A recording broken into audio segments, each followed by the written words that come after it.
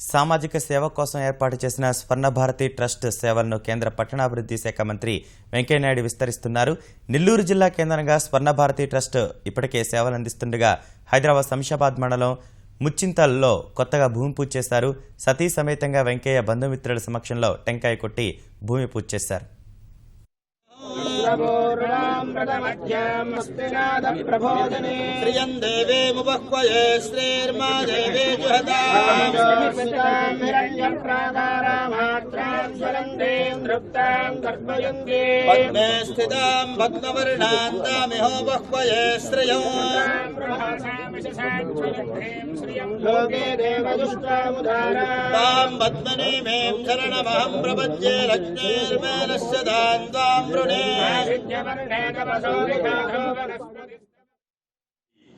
ఈ స్వయం ఉపాధి శిక్షణ కేంద్రం ఏదైతుందో 17 ట్రేడ్స్ లో cell phone, TV, refrigerator, air conditioning, motor rewinding, embroidery, tailoring వీటిలో శిక్షణ ఇవ్వడం. అదే ఆంధ్ర బ్యాంకు, అలాగే జిఎంఆర్ ఫౌండేషన్ ప్లస్ స్వర్ణ భారత్ కలిపి నడుస్తూ ఉన్నాయి. అదేవిధంగా ఒక ఆసుపత్రి నిర్వహణ, ఆసుపత్రి నారాయణ మెడికల్ కాలేజ్ స్వర్ణ భారత్ కలిపి, అలాగే పశువుల ఆసుపత్రి నిర్వహణ మండవ ఫౌండేషన్, మన ప్రభాకర్ రావు గారు నూజివీడు సీట్స్ వాళ్ళు, అలాగే మన స్వర్ణ భారత్ కలిపి, పెద్దల ఆశ్రమం శ్రీ బొద్దేని కృష్ణయ్య గారు మాజీ శాసనసభ్యులు, ప్రముఖ కాంట్రాక్టర్, వాళ్ళ కుటుంబం స్వర్ణ భారత్ కలిపి. ఇలా ఒక్కొక్క కార్యక్రమంలో ఒక్కొక్కరిని, అలాగే మెగా సాఫ్ట్ అని మన సిసిడి రవి సన్నారెడ్డి ఆయనతో కలిపి కంప్యూటర్ శిక్షణా కేంద్రం, ఎవరో ఒకరిని భాగస్వామ్యులు కలుపుకొని తద్వారా ఈ శిక్షణా కేంద్రాలు ఏర్పాటు చేసి అన్ని శిక్షణలు ఉచితమే. దాంతో పాటు ఒక సాధారణ పాఠశాల విద్యా మందిర్ అనే పేరుతో, దాంట్లో కేవలం 6,000 రూపాయలు ఫీజుతో చదువు, పుస్తకాలు, అలాగే 2 జతల బట్టలు వాళ్ళకి ఫ్రీగా ఇచ్చే వ్యవస్థ. అదేవిధంగా మన యొక్క ఈ ట్రస్ట్ లో పండుగలు, పబ్బాలు, సంక్రాంతి, దసరా, ఇంకా వివిధ ఉత్సవాలను కూడా జరుపుకోవడం, ఆ సందర్భంగా ఉత్సవాల ప్రాసెస్ గురించి చెప్పడం, సంక్రాంతి సందర్భంగా ముగ్గుల పోటీలు నిర్వహించడం, మన పండుగలు, పబ్బాల గురించి, మన బతుకమ్మ చాలా మందికి కొత్త తరానికి అంత అనుభవం తక్కువ, వాళ్ళందరికీ దాని గురించి తెలియజెప్పడం. ఈ సాంప్రదాయాలు మన పెద్దలు అనేక సంవత్సరాలుగా వాళ్ళ జీవితాలు అనుభవించి రంగరించి మేళవించి మనకు అందించిన వారసత్వం అవుతుందో దాన్ని కొత్త తరానికి, యువతరానికి అందించాలని చెప్పి అనుకోవడం. ఇలా అనేక రకాలైన కార్యక్రమాలు జరుగుతున్నాయి. ఈ మధ్యలో మా అమ్మాయి చొరవ తీసుకుని అక్షర విద్యాలయాన్ని, ఒక అంతర్జాతీయ స్థాయిలో ఉండే విద్యాలయాన్ని నెల్లూరు ఏర్పాటు చేసింది. National and international standard school in Nellore అక్షరాన్ని. దాంట్లో మోటో పెట్టారు. ఆదర్శం ఏంటంటే medium is English but culture is India అని. బోధన ఆంగ్లమైన, భావన భారతీయం అనే పేరుతో ఒక స్కూల్ ఒకటి 25 ఎకరాల్లో విశాలంగా నడుస్తుంది. అది మాత్రం ఫ్రీ కాదు, ఫ్రీగా జరపడం సాధ్యం కూడా కాదు. మిగతా అది కూడా ఇందాక నేను పేర్కొన్న కార్యక్రమాలన్నీ ఫ్రీ. దాంతో పాటు ఆ తర్వాత కొద్ది రోజులకి సోమా కంపెనీ రాజేంద్ర ప్రసాద్ గారు కూడా చైర్మన్ గా ఉన్నారు. మాకంటే ఆయన, వాళ్ళ కంపెనీ ప్లస్ ఆంధ్ర బ్యాంకు, స్వర్ణ భారత్ కలిపి ఒక స్కిల్ డెవలప్మెంట్ సెంటర్ పెట్టారు. ఆ స్కిల్ డెవలప్మెంట్ సెంటర్ నిజంగా అద్భుతాలు సృష్టిస్తుంది. ఒరిస్సా నుంచి, జార్ఖండ్ నుంచి, ఛత్తీస్గఢ్ నుంచి, మధ్యప్రదేశ్ నుంచి, తమిళనాడు నుంచి చాలా మంది నుంచి ట్రైనింగ్, బీహార్ నుంచి ట్రైనింగ్ పొందుతూ ఉన్నారు. దాంట్లో ఒక motor mechanism automobile, 2 carpentry, 3 electrical, 4 plumbing, వీటిలో ట్రైనింగ్ ఇస్తారు. ఈ ట్రైనింగ్ ఇచ్చినంత కాలం వాళ్ళు వసతి ఫ్రీ, భోజనం ఫ్రీ, ఆ తర్వాత సర్టిఫికేట్ ఇచ్చి వాళ్ళని అక్కడి నుంచి పంపించే కార్యక్రమం జరుగుతుంది. ఈ స్వర్ణ భారత్ ట్రస్ట్ మొదలు ఏర్పాటు చేసినప్పుడు స్పార్టెక్ సెరమిక్స్ యొక్క అధినేత శ్రీ త్రిపురేని కృష్ణప్రసాద్ గారు ఒక 6 సంవత్సరాల పాటు ఆయన చైర్మన్ గా ఉన్నాడు. ఆ తర్వాత మళ్ళా నేను ఇందాక చెప్పినట్టుగా రెండోసారి మన యొక్క మాగంటి రాజేంద్ర ప్రసాద్ సోమా కంపెనీ ఆయన చైర్మన్ గా ఉన్నాడు. ఆ తర్వాత ఇప్పుడు ప్రస్తుతం మన యొక్క అంజనీ సిమెంట్స్, ముందు రాసి సిమెంట్స్ బివి రాజు గారి గురించి ఉంటాం మనం. వాళ్ళ మనవాడు విష్ణురాజు ఆయన ప్రస్తుతం చైర్మన్ గా ఉన్నాడు. మా అమ్మాయి దీప మేనేజింగ్ ట్రస్టీగా ఉంది, చెన్నైలో ఉంటుంది కాబట్టి తరచుగా వచ్చి ఆ కార్యకలాపాలు చూసుకోవడం కోసం. ఆ తర్వాత కొద్ది రోజులకు ఒక ఆలోచన వచ్చింది, దీన్ని నెల్లూరు వరకే పరిమితం చేయడమా, మెడికల్ క్యాంపులు పెడుతున్నాం ప్రతి నెల మెడికల్ క్యాంపులు 14 సంవత్సరాలు జరుగుతున్నాయి. హైదరాబాద్ లో ఉండే ప్రముఖ ఆసుపత్రులు కేర్ గానీ, స్టార్ గానీ, లేకపోతే రెయిన్బో గానీ, లేకపోతే గ్లోబల్ గానీ, లేకపోతే కామినేని గానీ, ఇలాంటి ప్రముఖ ఆసుపత్రుల యొక్క వైద్యులు, వాళ్ళతో పాటు మన యొక్క చెన్నైలో ఉండే విజయ హాస్పిటల్, అలాగే మీనాక్షి డెంటల్ కాలేజీ, అలాగే అక్కడ ఉండే యొక్క ఇతరత్ర ఆసుపత్రుల యొక్క డాక్టర్లు, ముఖ్యంగా doctor K K Ramalingam, doctor C M K Reddy, అలాగే మన హార్ట్ సర్జన్స్ వాళ్ళందరూ కూడా రావడం, ఈ మధ్యకాలంలో తరచుగా ఈ డాక్టర్లంతా అక్కడికి రావడం వీటి వల్ల ఏంటంటే ప్రజల్లో బాగా సార్ హాస్పిటల్ లేదా కేర్ హాస్పిటల్ లేకపోతే గ్లోబల్ లేకపోతే రెయిన్బో లేదా కామినేని లేకపోతే కిమ్స్ కొత్తగా కిమ్స్ మాకు నెల్లూరులో బుల్లెన్ వారి సోదరులు పెట్టండి కిమ్స్ హాస్పిటల్ బుల్లెన్ హాస్పిటల్ ఉంది. అలాగే ఇక్కడ కిమ్స్ హాస్పిటల్ డాక్టర్ భాస్కర్ రావు వీళ్ళు సర్ది తీసుకుని అక్కడికి రావడం అక్కడ ఈ యొక్క పరీక్షలు నిర్వహించడం. పరీక్ష ఉచితము, తర్వాత రక్త పరీక్షలు ఉచితము, ఎక్స్రే యూనిట్ ఉంది దానికి అవి కూడా చేయడం. ఆ తర్వాత వారం రోజులు సరిపడే మందులు వాళ్ళకి ఉచితంగా ఇవ్వడం. ఆ తర్వాత వాళ్ళకి ఏదైనా పెద్ద సమస్య ఉంటే ఆ ఆసుపత్రికి వెళ్తే కొంత నిధులు కాబట్టి తగ్గించేందుకు ప్రయత్నం చేయడం. ఆ విధంగా 14 సంవత్సరాలుగా ఈ వైద్య సౌకర్యం పేదలకు అందించే కార్యక్రమం జరుగుతుంది. కోక్లార్ ఇంప్లాంటేషన్ అని చెవుడు మూగ ఉన్న వాళ్ళకి చిన్నప్పటి నుంచి వైకల్యం ఉన్న వాళ్ళకి డాక్టర్ విశ్వస్వరూప్ రెడ్డి ఇప్పుడు ఇచ్చారు, మనకి కేరళలో పనిచేస్తున్నారు. ఆయన వచ్చి ఆపరేషన్ చేసి కొంతమందికి మాట నేర్పించాడు. అలాగే శబ్దం మళ్ళీ తిరిగి వారికి వినబడే అవకాశాన్ని కల్పించాడు. అలాగే మీనాక్షి డెంటల్ కాలేజ్ చెన్నై వాళ్ళు వచ్చి క్రెఫ్ట్ అని ఉంటుంది, గ్రహణం మొర్రి అని ఈ యొక్క అంగి పెదాలు ఈ పక్కకి పోయి ఉంటే వాటిని సరిచేసి దాదాపు వాళ్ళు 30 మందికి పైగా ఆపరేషన్లు చేసి తిరిగి మళ్ళీ వాళ్ళ కుటుంబాలకు పిల్లలకి సంతోషాన్ని కలిగించే పరిస్థితి కూడా చేశారు. ఇలా అనేక కార్యక్రమాలు జరుగుతున్నాయి. ఈ కార్యక్రమాల సందర్భంగా మెడికల్ క్యాంప్ ఒకటి వచ్చిన పేషెంట్ అందరికీ మధ్యాహ్నం భోజనం ఫ్రీ, వారం రోజులు మందులు ఫ్రీ, డాక్టర్స్ యొక్క కన్సల్టేషన్ ఫ్రీ.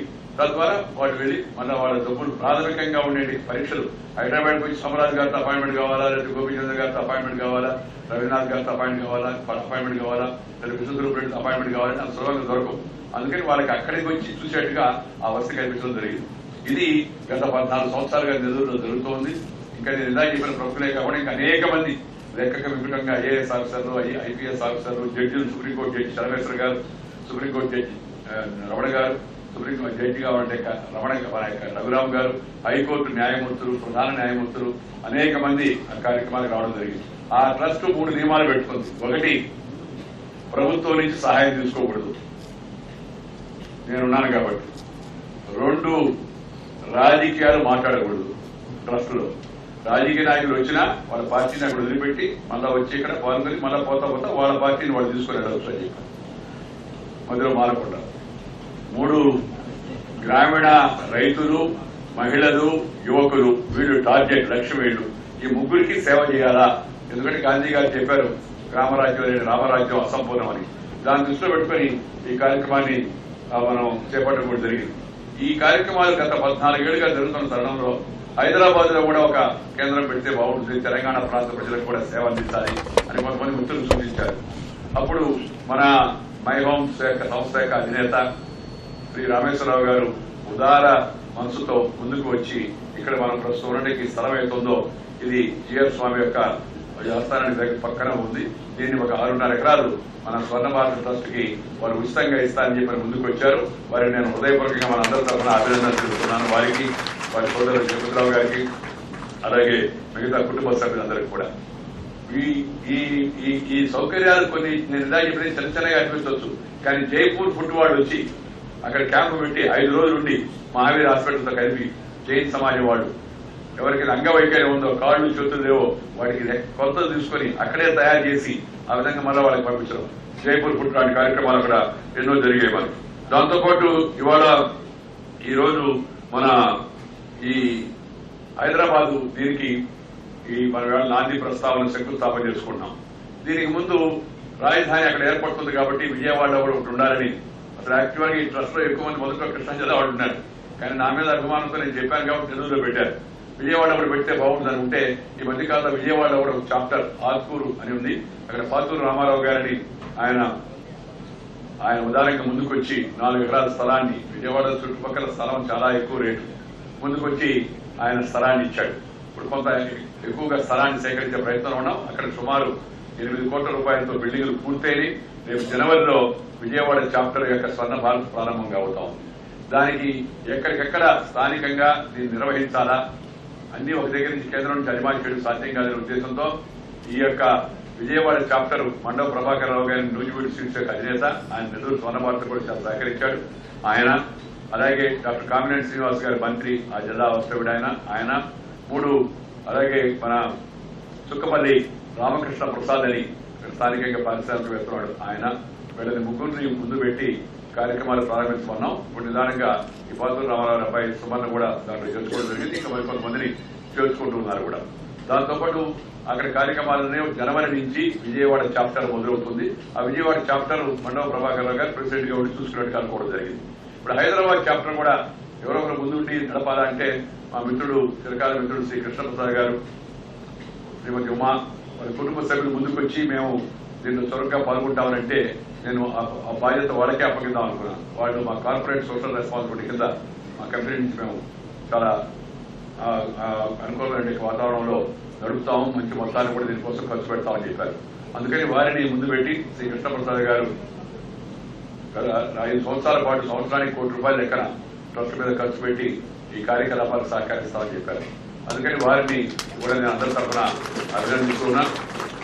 తర్వాత ఇక్కడ ఈ ట్రస్ట్ ఎలా ముందుకు వెళ్లాలంటే నేను ఇందాక చెప్పినట్టుగా రామేశ్వరరావు గారు ఉదయంతో ముందుకు వచ్చాడు. ఆయనకి మనసు చాలా విశాలమైంది. స్వామి గారికి కూడా ఇక్కడ జిఆర్ స్వామి యొక్క ఆశ్రమం పెట్టవైపు ఈ ప్రాంత ప్రజలకు అదృష్టం నిజంగా.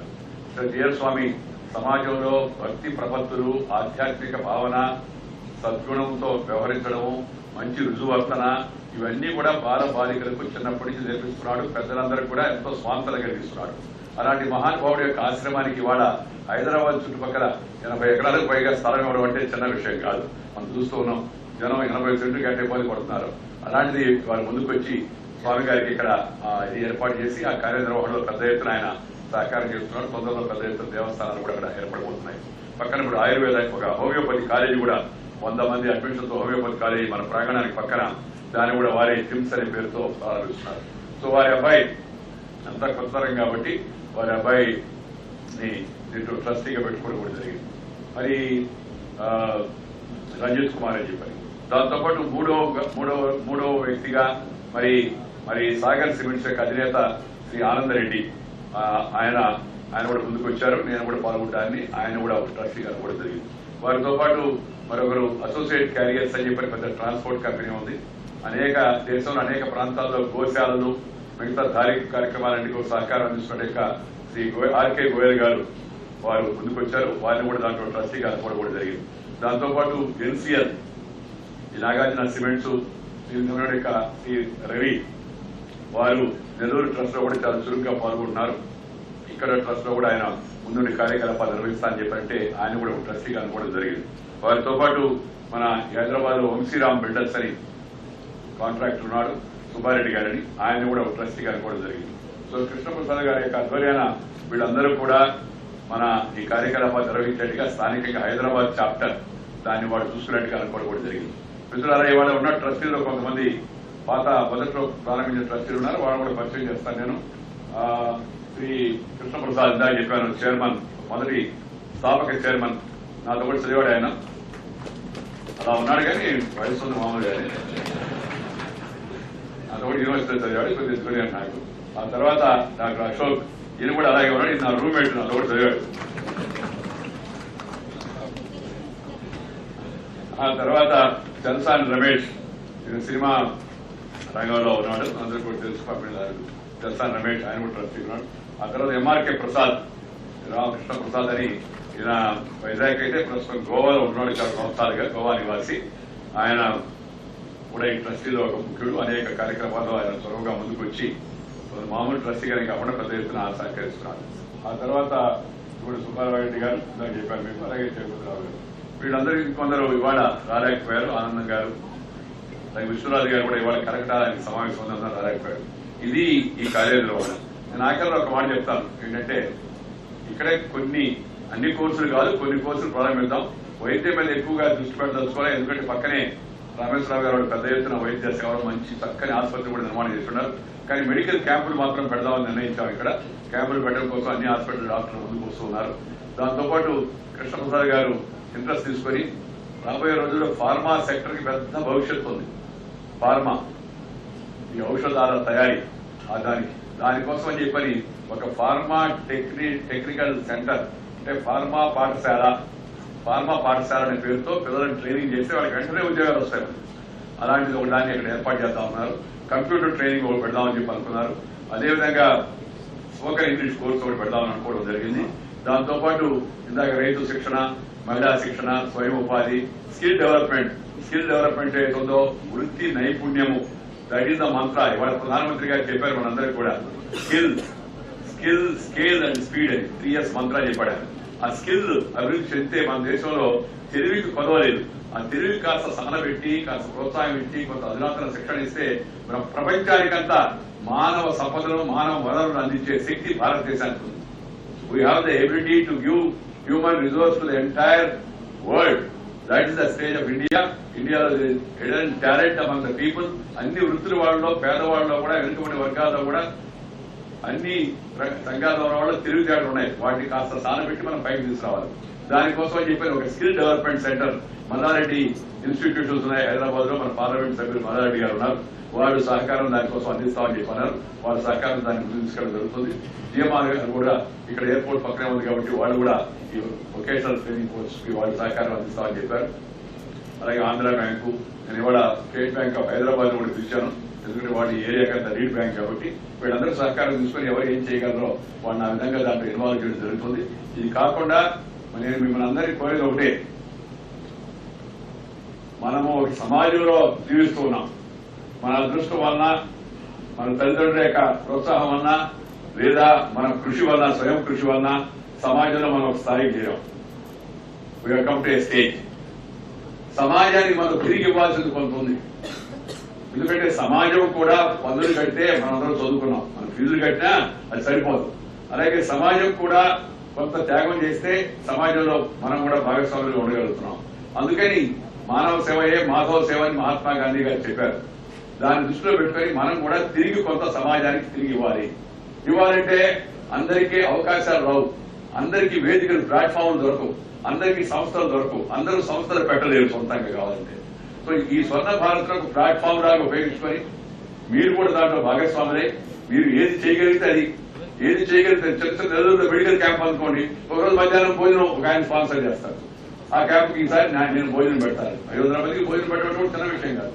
ఒకసారి ఒక ఆయన నేను మెడిసిన్స్ స్పాన్సర్ చేస్తా అంటాడు, మెడిసిన్స్ ఇస్తా ఉంటారు.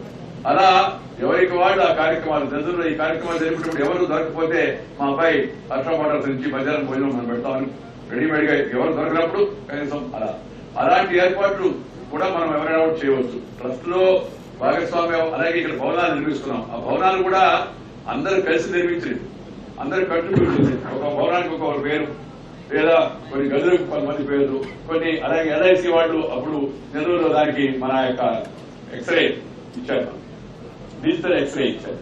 అలాగే మిగతా సంస్థలు కూడా ఎవరికి వాళ్ళు ముందుకు వచ్చి కొంతమంది పేరు చెప్పడానికి ఇష్టపడతారు, కొంతమంది పేరు చెప్పడానికి ఇష్టపడరు. మామూలుగా